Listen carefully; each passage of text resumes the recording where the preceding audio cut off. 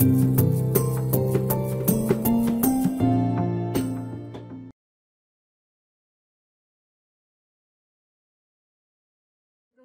merci tout d'abord à l'association agroécologique du Carbouet d'avoir organisé cette journée et puis de nous avoir permis d'y assister et nous laisser la parole maintenant. Donc les échanges ont été très riches tout au long de la journée. On a pu voir que l'agroécologie, c'est un sujet d'actualité qui passionne beaucoup de monde, vu le nombre de questions qu'on a eues dans la journée. Et donc ça a été aussi source de débat entre nous. Et donc on se propose de vous transmettre le fruit de nos débats suite aux deux tables rondes, celle de ce matin et de cet après-midi. Et tout d'abord, une question qui était venue de la salle, c'était de savoir qu'est-ce que c'est que l'agroécologie. Et donc il nous a semblé intéressant de vous présenter la définition qu'on en a, nous, en tant qu'étudiants agronomes. À savoir que c'est... Vous m'entendez pas? Si.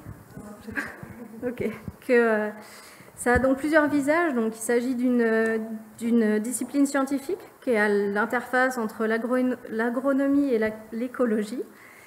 Mais c'est aussi un mouvement social, particulièrement dans les pays du Sud, tels que le Brésil, où l'agroécologie vise à promouvoir une agriculture durable qui soit source de revenus décents, mais aussi de partage de connaissances et de montée en compétences des agriculteurs. Et enfin, c'est un ensemble de pratiques agronomiques. Et c'est ce qui a été plutôt l'objet des discussions d'aujourd'hui. Donc la gestion de la ressource en eau, évidemment, c'est un des enjeux de l'agroécologie. Et la table ronde de ce matin se proposait de parler des bénéfices de l'agroécologie dans la gestion de l'eau. Et donc nous avons abondamment parlé des pratiques de conservation, agriculture de la conservation des sols, de la préservation de la vie des sols, de techniques de non-labour ou labour, désherbage chimique ou mécanique. Même si voilà, le lien direct avec la ressource en eau n'était pas toujours évident. Voilà. Cependant, ce qu'on peut avoir à déplorer pour notre cas, c'est de ne pas avoir eu le temps de parler aussi des enjeux de qualité de l'eau, donc en particulier de la pollution de l'eau, puisque un rapport récent de l'ANSES en avril dernier montrait que 38% des échantillons d'eau de consommation en France ne sont pas conformes à la réglementation. Donc il y aurait eu beaucoup de choses à dire là-dessus. Enfin, un autre point non abordé, c'est celui de l'intensification des aléas climatiques et de la nécessité d'une bonne anticipation de la météo afin que les agriculteurs justement puissent être agiles. Et donc sur ce point, une collaboration entre différentes expertises s'impose, que ce soit agronomes, pédologues, hydrogéologues, météorologues, afin de pouvoir venir en aide aux agriculteurs. Et donc ça nous emmène à une question centrale qui a été évoquée par M. Bourdeau ce matin et qui est celle de la pluridisciplinarité et de la connexion entre les acteurs de terrain et les scientifiques pour la création conjointe de connaissances opérationnelles. Alors, une autre question qui se pose concernant la ressource en eau, c'est de comment l'allouer et comment la partager. Cette question, elle a été évoquée tout au long de l'après-midi notamment, et elle a beaucoup tourné autour du lien entre les plantes et l'eau. Et toujours dans un contexte d'adaptation à la raréfaction de l'eau, des solutions techniques ont été apportées pour la vigne notamment, comme la gestion de la densité à l'hectare, l'utilisation de cépages résistants, la favorisation de l'enherbement, et les pratiques d'irrigation et de taille. Parmi tous ces points, du coup, il y en a un qui nous a interpellés. C'était une des solutions proposées qui était de retenir, une possibilité de retenir l'eau, était d'augmenter en fait la densité de végétation sans qu'il y ait de compétition dans le système. Donc il y a encore des questions qui subsistent à l'issue de cette journée, en tout cas chez nous. Et globalement, toutes ces discussions étaient très axées sur la vigne. Il semble pertinent en fait, de questionner les autres cultures dans un contexte de raréfaction, de manque d'eau, puisque la vigne est quand même une culture qui semble être une plante qui demande moins d'eau que d'autres cultures et qui est peu consommatrice. Finalement, pour clôturer, on a parlé beaucoup de diversité tout au long de la journée. Et dans cette dynamique, il aurait peut-être été intéressant de diversifier les intervenants avec, par exemple, des représentants du monde agricole, des représentants d'élus, pour enrichir encore en fait, la discussion. Pour le mot de la fin, on voulait quand même remercier toute l'organisation pour nous avoir permis à nous, étudiants, de vraiment prendre part à ce premier sommet agroécologique. Avec plaisir.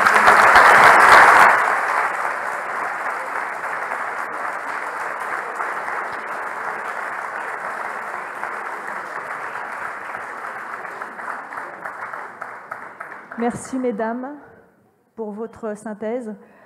Alors oui, on aurait peut-être pu inviter encore plus de gens, diversifier plus.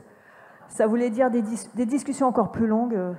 C'est des choix. Mais alors du coup, voilà, ça laisse de la place pour un prochain sommet où on diversifiera autrement, on prendra plus de femmes, puisqu'il y a quand même pas mal de femmes qui s'impliquent aussi, on l'a vu. Voilà. C'est donc le moment de la clôture. Je vais m'occuper, moi, de remercier les intervenants. Effectivement, bon, ils ont fait une jolie synthèse, enfin, les étudiants ont fait une jolie synthèse présentée par ces deux jeunes femmes. Donc, j'ai plus grand-chose à dire, finalement, c'est pas mal. Mais je tiens à remercier les intervenants à avoir accepté de venir aujourd'hui. C'était un pari, ce sommet. Il a plutôt pas mal réussi. Et je pense qu'il y avait des choses à dire. Il y en a encore, il y a toujours des choses à dire. Il y a encore à avancer, il y a à faire remonter aussi les informations des agriculteurs vers les scientifiques. C'est un des objectifs de l'association de Carbouet, d'essayer de centraliser les questionnements et les expérimentations des agriculteurs et d'essayer de les mettre en lien avec les chercheurs. Voilà. Et donc, en tout cas, je vous remercie, messieurs les experts, d'être venus. Et je vais passer la parole à Ève pour la mairie. Et merci à vous d'être venus quand même. Bonsoir, vous m'entendez bien? Bonsoir à toutes et à tous. Alors moi je suis Ève Demange, je suis élue en charge de la résilience alimentaire à la ville de Bordeaux. Je suis aussi conseillère métropolitaine et conseillère départementale en charge du réseau des fermes Gironde alimentaires. Bon, le temps est venu de se quitter, même si on s'est régalé d'écouter tous ces échanges passionnants. Alors au nom du maire de Bordeaux, j'aimerais remercier l'ensemble des intervenantes et des intervenants, des chercheurs et chercheuses qui ont pris la parole aujourd'hui, à Françoise Vernet pour l'animation des échanges. Un grand merci, bien sûr, à l'association agroécologique de Carbouet, Xavier Planty, son président, Marine également, la directrice, Patricia Laplagne pour l'organisation, Céline Collin-Bellier pour la coordination scientifique et l'ensemble de l'équipe de Carbouet pour son dynamisme et son engagement, ainsi que tous les bénévoles qui ont œuvré pour cette journée. Merci à Madina Kerr du Biotope Festival pour son accompagnement. On l'a dit ce matin, nous sommes partis de rien. C'était vraiment un plaisir de cheminer ensemble. Et une belle aventure de lancer cette journée pour la première fois à Bordeaux. Un grand merci à Marie Poirot et les services de la ville de Bordeaux qui ont travaillé dur pour que ce sommet puisse voir le jour. Enfin, merci à vous toutes et tous qui étiez présents aujourd'hui, vous qui avez nourri notre réflexion commune par vos témoignages, vos expériences et vos questionnements. J'ai passé ma journée à prendre des notes, mais voici quelques-unes des idées avec lesquelles je repars. Alors ce matin, Céline Collin-Bellier nous a dit en introduction, on ne peut pas rester chacun dans notre coin, si on veut changer les choses, il va falloir qu'on travaille ensemble. Donc je repars avec cette idée de travailler ensemble, de mettre les savoirs en commun. J'ai aussi aimé cette idée exprimée durant une table ronde. Le monde agricole est un monde très agile. Être agile, oser et tester pour enclencher le changement, c'est vrai ailleurs que dans le monde agricole. C'est vrai aussi pour nous élus. Les échanges d'aujourd'hui nous ont montré le visage d'une agriculture qui est vivante, qui est inventive, créative, passionnante, à la hauteur des enjeux d'avenir. Aujourd'hui, les échanges, ils ont montré qu'un autre modèle agricole était possible, et même en fait déjà à l'œuvre partout sur le territoire. Ce nouveau modèle, il nous faut mieux le documenter, mieux en comprendre les principes et l'efficience grâce au monde de la recherche, capitaliser sur les expérimentations de terrain grâce aux agriculteurs et aux agricultrices. Il ne s'agit pas de revenir en arrière, mais il s'agit de repenser les pratiques à la lumière des limites planétaires. On a vu qu'il n'y a pas de solution toute faite et que chacun et chacune doit trouver finalement ses propres solutions, avoir confiance finalement en ses compétences loin des standards. Peut-être que l'agriculture de demain, ça sera une agriculture haute couture, une agriculture sur mesure, à l'écoute du sol, du vivant, de la terre, de l'eau, du climat, des spécificités d'un territoire à nul autre pareil. En tant qu'élu local, je suis persuadée qu'une des meilleures manières d'accompagner le changement, au-delà, je vais pas revenir sur tout ce que le maire a présenté ce matin, tout ce qu'on fait en action à la ville de Bordeaux.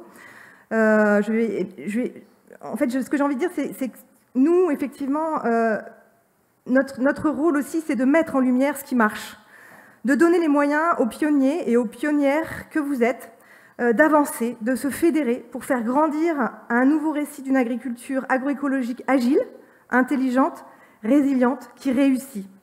C'est ce que nous avons fait aujourd'hui en tant qu'élus et que nous allons continuer à faire dans les années à venir, car le changement des pratiques se construit sur le temps long.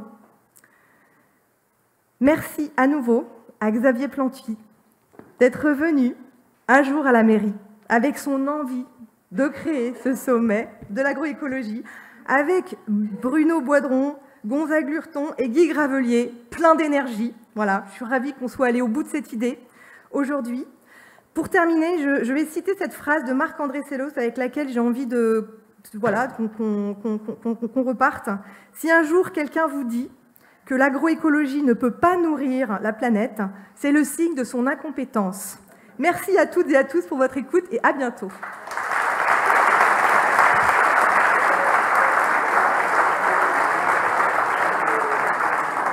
Bon, je vais être très court parce qu'elle va remercier tout le monde déjà.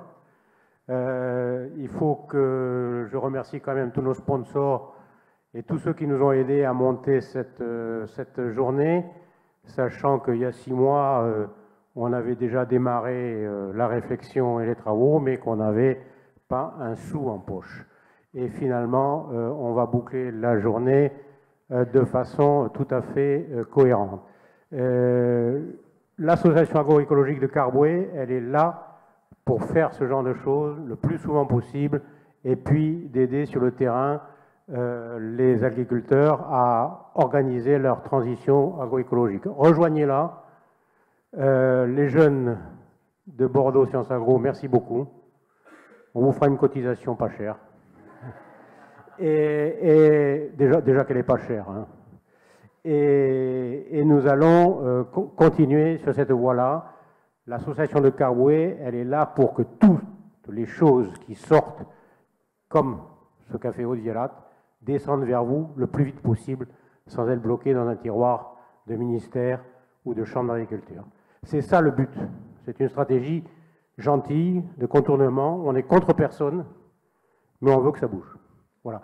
Alors rejoignez-nous, n'hésitez pas. Il y a plein de choses qui se font à Carbouet. Il y a un laboratoire de transformation de fruits et légumes. Il y a des jeunes qui sont en train de s'installer. Et puis on a besoin de plein de main-d'œuvre pour planter des haies, pour arracher des ronces, pour réparer des bâtiments, etc., etc. Donc n'hésitez pas à nous rejoindre. Marina vous accueillera à bras ouverts. Vous avez vu comme elle est généreuse. Merci Marina, parce que vraiment sans vous...